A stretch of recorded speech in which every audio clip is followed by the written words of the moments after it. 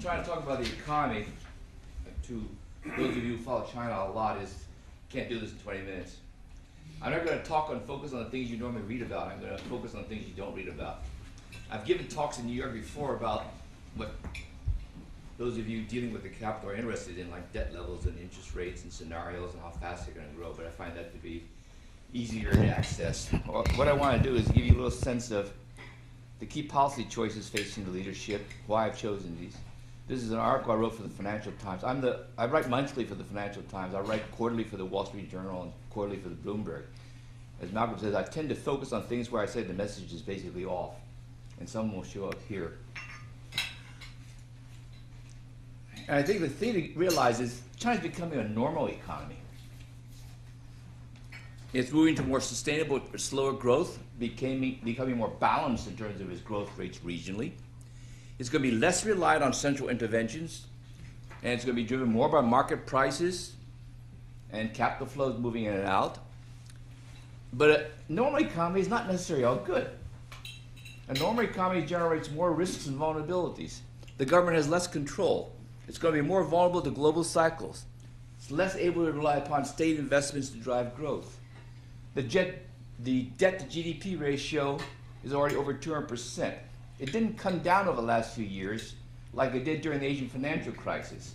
So they're going to be very, very careful in loosening the monetary spigot and pushing out investment because they don't have much room to maneuver. And unlike the situation 10 years ago when they could grow double digit and they could wipe out any debt out there, they're going to be growing at 7 or 8%. It's not going to be so easy to do. So they're really in a very tightrope. And the leadership is going to be less secure rather than more secure compared to the past. So this is going to be a very tricky period. Now, there are 3 or 4 ideas out there that economists and analysts and the press and the media focus on in terms of the reform agenda. The U.S. Treasury Secretary just went to China. His basic message to the government was, you must rebalance the economy if you want to move to a high income level. If you look at markets, they're fixated about the prices being right. Interest rates are too low. Exchange rates undervalued. Please adjust them. And then politically, last year, of course, everyone thought that China's trade surpluses and its undervalued exchange rate drive trade deficits in the West. And basically what I'm saying, all 3 of these propositions are totally wrong. Yet 99% of the analysis and news out there basically says this is the right case. And then if you have the wrong analysis, you come to the wrong policy conclusions, and then you have the wrong dialogue about where China's going to go. So I call these myths rather than realities. To make a long story short, this is China's growth rate, but I've plotted it spatially or regionally because I actually think that is the key issue in China. You have to understand spatial differences. The red line is China's growth rate nationally. The blue line is the coastal. The green line is the central. The orange line is the far west. This is a 10-on-end dip. Now, what I wanted to basically point out, as you all know, what Deng Xiaoping did was essentially concentrate growth along the coast, push out exports, investment, incentives, money all flowing to the coast, and he managed to get the coastal areas to grow incredibly rapidly, 50% higher than the rest of the country, and to get the country as a whole to grow very, very quickly. But to make a complicated story very concise, what's amazing about this, what I would call the unbalanced growth strategy from Deng Xiaoping, was it led to balanced results, with the 3 regions all starting to grow essentially at the same rate, around 10%, and in fact reversing. So that the interior of China now is growing faster than the coast, instead of the coast growing faster than the interior. So you have the spatial reversal, and it also is an incredible kind of strategy because most of the time when you have an unbalanced spatially oriented growth strategy, you expect to get a spatially unbalanced outcome.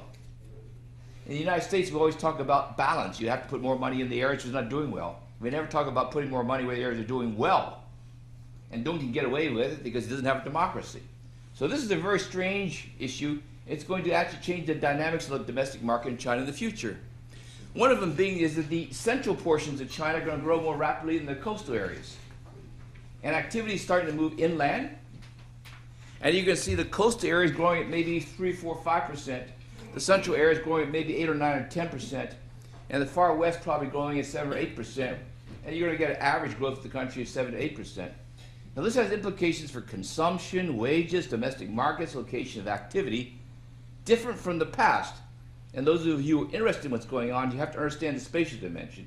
And I think it's really important because you cannot capture China from one aggregate statistics. You have to actually realize it's all sorts of things going on. And these are country-sized provinces, 100 millions of people. So the markets are going to change. Now, the first proposition. Anytime you pick up an article, they'll say to you, the problem in China is consumption as a share of GDP is the lowest in the world. It's around 35% of GDP. And they'll say to you, China overinvests. Investment is now 45% or higher of GDP. So its consumption to GDP ratio is the lowest in the world. Its investment to GDP ratio is the highest in the world. So every article will say China underconsumes and overinvests. And by presumption, the investment probably is not being done or used very well. And by presumption, households and others, the consumption levels are by being repressed.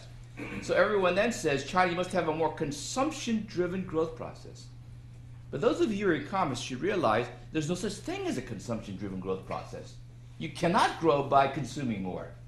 There's only one way you can grow, actually. Growth is always increasing the productive capacity of society. It's always related to investment. The only issue is whether your investment is productive or not.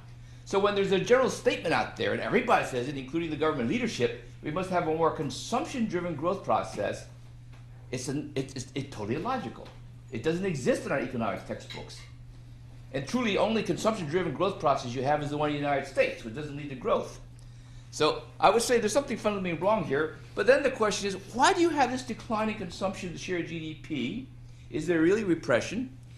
And the answer I want to show you is, this is China's consumption of GDP curve declining over time, down to 35%. Here is Japan, Taiwan, Korea, three of the most successful economies. And you see they all have this decline. Now there's one other country I've not put up here. There's one other country where this consumption as a share of GDP over 30, 40, 50 years fell by 50 percentage points of GDP. That's the United States. Now it turns out historically there are only 6 or 7 countries in the last 100 years that have this dramatic imbalance between consumption and investment, and they are the only successful industrial countries. Now, in economics, we talk about this middle income trap, the ability of a country to go from middle to high income. Very, very difficult. Only 5 countries have done this in the last 50 years. These 3, potentially China, Singapore, and Hong Kong. And they all have unbalanced growth. So instead of the US saying to China, you need to have more balanced growth to take off, he should actually say to China, you need to keep on being unbalanced. But nevertheless, our analysis is the opposite. We always say to everybody, you must have more balance. It doesn't make any sense. And I can give this analogy among your kids. When your kids are growing very rapidly, between the ages of 14 to 20, their arms are getting longer, their legs are getting something, they're out of joint. That's the very rapid growth process. It's unbalanced. By the time it matures, it becomes balanced. So every successful growth process is, in fact, unbalanced. And we have to ask ourselves which imbalances are actually good and which imbalances are bad. But the markets, the analysts, they haven't actually figured that one out. Now here's China's growth rate of consumption per capita, real terms, 8.5% a year for 2 decades. No country is growing as rapidly in terms of consumption growth as China. 8.5% real terms. Just think about the United States. Here we're dealing with about 1% or 2% at best. It's way higher than any other group, India, upper middle income, South Korea, Brazil, high income. So it's a really funny statement. You tell China you're actually under-consuming, you must consume more, but you're already consuming at multiples of everybody else. The real trick in China, actually, is can they maintain 8.5% growth in consumption in the future when growth rates come down to 7, 8%? And the answer is it can be, but it's going to be very, very tricky, and things have to change a bit. So the real struggle is not whether you can increase consumption in China, the growth rate. The real struggle is whether you can keep it going at the same rate it's been going in a situation where the economy is actually slowing down. So that's myth number 1. Myth number 2, are interest rates too low in China? And negative real interest rates. You pick up any paper, they'll say, China's got a problem. Its interest rates are negative. They're too low. But factually, it's not even true. Last week, Treasury Secretary, ex-Treasury Secretary Hank Paulson said in the Financial Times, China's interest rates are too low, it's negative, and has to be increased. But if you look at it, China's interest rates, this is the 3-month passbook rate, this is the inflation rate. China's actually got the most positive interest rates of any major economy.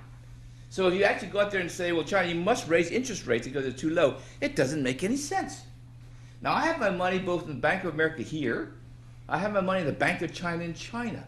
I'm moving most of my money to the Bank of China because I'm getting this kind of interest rate rather than getting this kind of interest rate.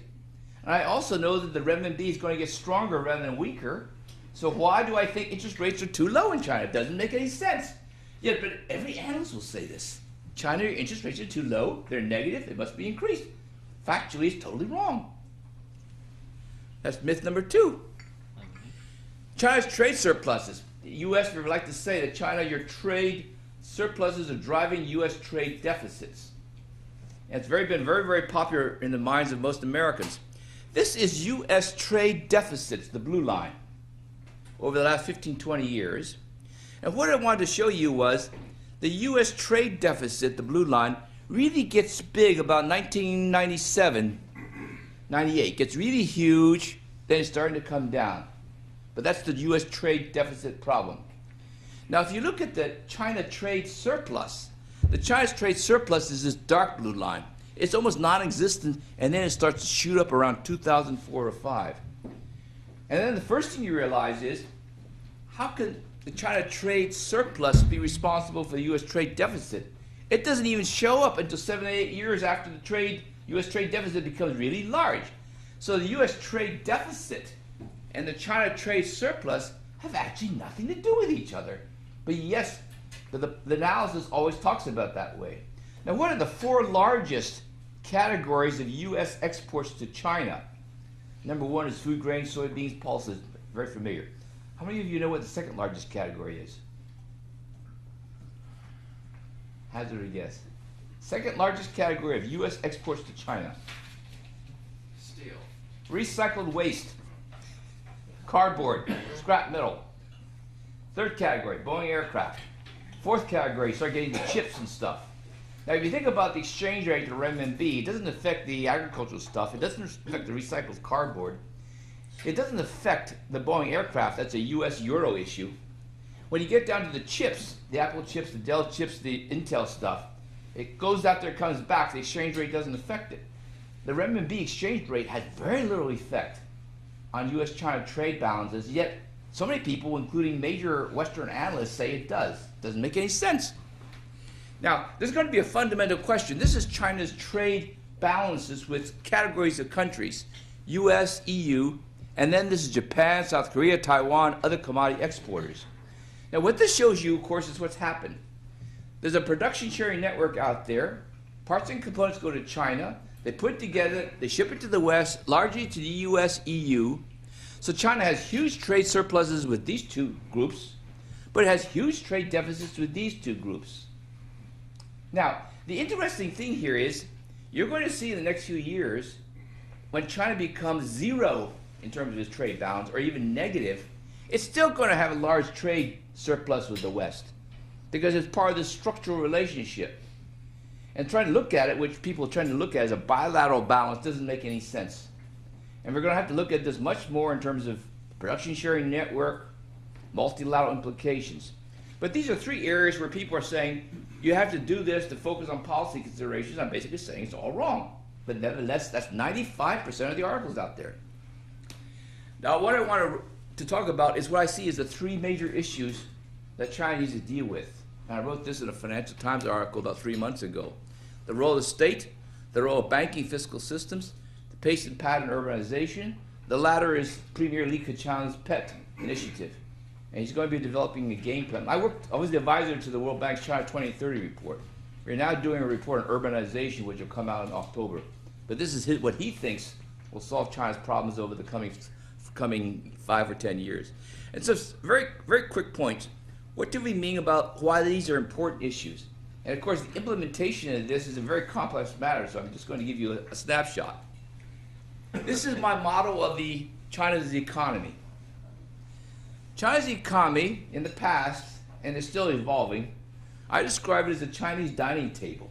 A big round table with 1 pillar. And the table itself is what I call GDP. The pillar is the party, the governments, the enterprise, and state banks, all fused together. They're all controlled by the state. They're appointed by various people. They've got strong links. This is an extraordinarily efficient production framework.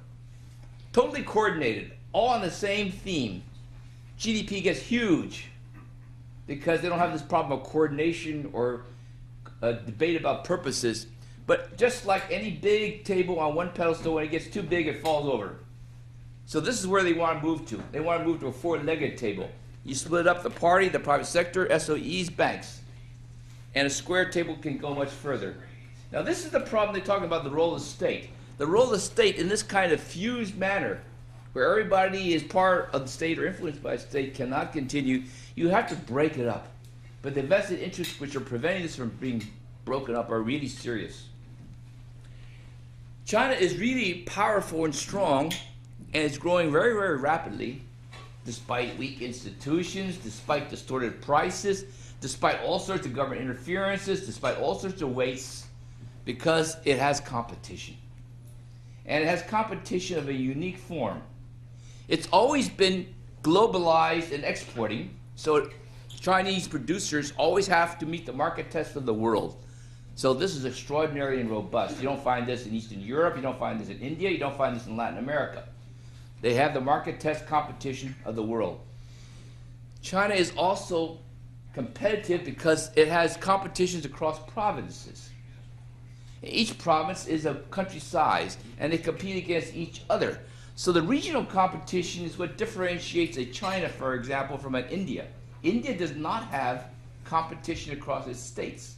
So inefficiencies in the India system persist. Inefficiencies in the Chinese system can be spawned by the socialist central planning, can be spawned by officials pouring out money to companies, but ultimately, regional competition in China instills a discipline that automatically happens. That makes China different. But this is where China is weak. It does not have competition between the state enterprises and private enterprises. And this is going to be the role of the state. And if they can't solve this, they cannot move to what I would call the next leg of their need to move to a sustainable 7 to 8% growth. And that's the role of the state issue, creating this kind of competition between state and private enterprises. Now, what about the banking and financial sector, my section number 2? Most of the focus is on China's banks. Reform of the banks, change the interest rates, improve the governance structure, make sure they're into the right entities. And I wrote an article about this a couple months ago, and I said, that will help, but it actually doesn't solve the problem.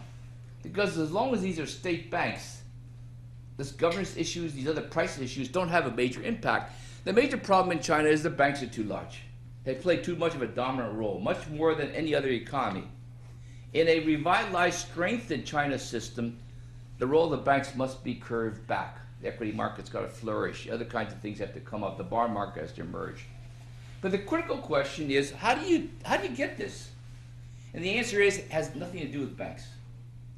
The problem in China doesn't have anything to do with banks. It has to do with the budget.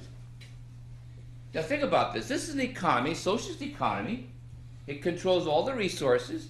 It owns all the land. It owns all the key resources. It provides a range of services which are extraordinarily wide compared to market economies.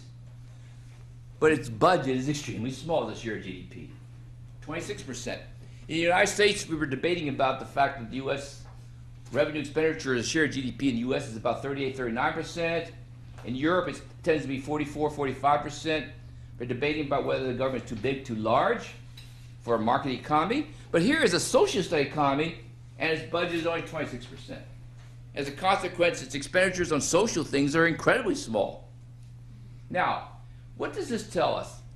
It tells us for a socialist economy where you have to do all these services, which should be done through the budget, but you're not doing it through the budget, you do it through the banks. So the banks are providing funding for all sorts of things which they shouldn't be, and that's why you read about these issues about the banks are non-performing loans, they're wasting money, these kinds of loans going on, and I say that's all correct. But you cannot solve the problem unless you strengthen China's fiscal system. Because if you don't, the banks will inevitably be doing things they shouldn't be doing. So somebody like Lou Jiwei, who's the new Minister of Finance, he understands that it's critical. The question is, can he generate a revised fiscal system that will relieve the pressure on the banking system. Li Keqiang's big issue is urbanization. He sees urbanization as doing many things, and I actually agree with him. But being able to do this properly is going to be extremely difficult. If you do urbanization properly in China, you could add maybe 1.5% to its growth rate on a sustainable basis for the next 10 years. So it could grow at 7 or 8% sustainably, otherwise it's going to grow at 5 to 6%. If you do it, it's going to solve or help solve China's social disparities and social unrest issue. Because inequalities in China are basically spatial. Unlike the United States, when we look at the Gini coefficient inequality, the Gini coefficient inequality in the United States is 0.47. It's exactly the same as China. Exactly the same as Singapore, Malaysia, PNG. So the funny thing is all these countries have exactly the same degree of inequality, but they're all quite different. So what is exactly really different about China's inequality that causes all this discussion about disparity, social unrest, unfairness? It's the spatial distribution. The income levels between urban and rural areas is 3.2, the highest in the world. So China's Gini is not unusual, but its spatial inequalities are really unusual, and you cannot solve it without urbanization. So you have to reform migration and urban management policies. And contrary to the impression, many of you have been out to Beijing, China's big cities have to be larger, and they have to be more densely settled. Now, whenever I say that, people think I'm crazy. You go out to Beijing, and they're sitting there with all this traffic congestion, all this pollution, all these people, and the last thing they think is that they need more people. Okay? Especially this last 3 months, where you got these pictures of the smog in Beijing. But the reality is that smog in Beijing is the result of the fact that Beijing is too small, rather than Beijing is too big. Okay? It's got 1, 2, 3, 4, 5, 6 ring roads. Excuse me, got 2, 3, 4, 5, 6 ring roads. Each ring road chokes the traffic, it decreases the ability to move around. 1/3, 40% of Beijing land use is not being used appropriately. It's either totally unused or used for the wrong thing. Beijing needs to be densely populated. People don't have to live further out. They don't have to drive as much. Social services are more easily accessible. The megacities have to get bigger in China rather than smaller. Urbanization needs to accelerate. This is China's urbanization path. It's about 50%, 52% technically urban today. It was 20% in 1980. It's going to get to 80% by 2030. This is the line of China's urbanization pattern if it was not controlled by a communist system. It would have been more urban to begin with, and it would have gotten to 80. But this is the path they're on, and you can see the accelerated path that's coming. So China's going to be as urbanized 80% by 2030 as Korea was 20 years ago. And if it does, it'll be able to achieve what Korea did, rapid sustained growth with no inequality. Korea is the only country where the Gini coefficient never changed despite rapid growth for 20, 30 years. And the really unusual reason was, and people have all sorts of reasons why, 60% of the Koreans moved. That's what Korea did. China's urban density needs to be increased. This is maps of China's cities. This is a light scan of the density of population. And what you realize, you have 1.3 billion people in an arable land, which is much less than it is in the United States. You're going to have a density in big cities, which are being much larger than we've seen anywhere else in the world. And what is incredibly surprising here is, if you look at the south of China, there's practically nobody there, but that's where all the water is. So we have this image about the southern portions of China being so commercial and everything else, and in fact you see, aside from Guangzhou, Shenzhen down here, there's nobody around here. Now they're all up here actually a little bit, but there's got a bit of a problem here. There's no water up here. So there's going to be some big changes in terms of people settlement and density issues, and these red spots, these megacities getting much bigger. And these risks, they're political and economic risks. These three choices have vested interests. These vested interests militate against change, the links between the party, the economic agents, and between Beijing and regions, big problems. Collective decision makes it difficult to address these issues. Will this change? Hard to predict that. I'm writing something on this about collective decision making in Beijing and everything else. China's regionally decentralized governance system has encouraged economic liberalization but retarded political liberalization. I mean, there is something very strange. You have a structure which has led to incredible economic growth and change. more so than we've seen any other country. But you have a structure which politically has been totally stagnant for 30 years. And the interesting question is, why should it be, or how could it be? You would expect them to be moving parallel. The answer is the governance system, which is decentralized, encourages economic reform, and you've got it. But that same system is applied to political objectives and leads to political stagnation. And that's a whole different subject. But I think when the new leadership goes in, they're going to have to deal with this. They cannot have a system which only focuses on economic liberalization but leaves the political situation totally unchanged.